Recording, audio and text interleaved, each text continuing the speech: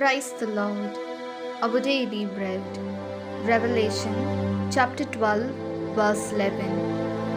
They overcame him because of the Lamb's blood and because of the word of their testimony. They didn't love their life even to death. O Almighty God, thank you for giving this wonderful verse. May your presence showers on us. O Lord, you have bought and sanctified us, your people, with your blood. Therefore, bless us to climb eternal life without falling back into sin and losing holiness. We ask this in the name of Jesus Christ.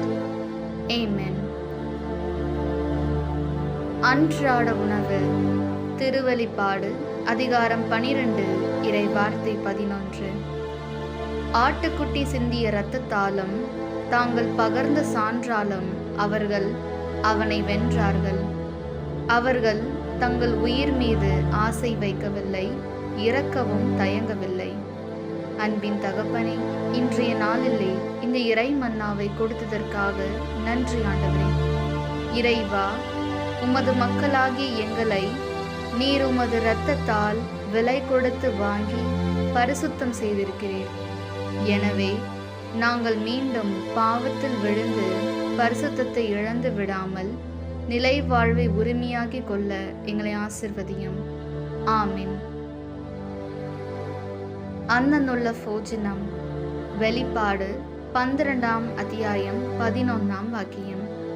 அவராகட்டே കുഞ്ഞാടിൻ്റെ രക്തം കൊണ്ടും സ്വന്തം സാക്ഷ്യത്തിൻ്റെ വസനം കൊണ്ടും അവൻ്റെ മേൽ വിജയം നേടി ജീവൻ നൽകാനും അവർ തയ്യാറായി.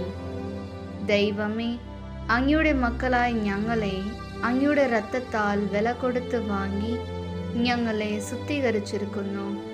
അതിനാൽ ഞങ്ങൾ ഇനിമേൽ പാപം ചെയ്യാതെ വിശുദ്ധിയിൽ ജീവിച്ച് നിത്യജീവൻ പ്രാപിക്കുവാൻ അനുഗ്രഹിക്കണമേ. ആമേൻ.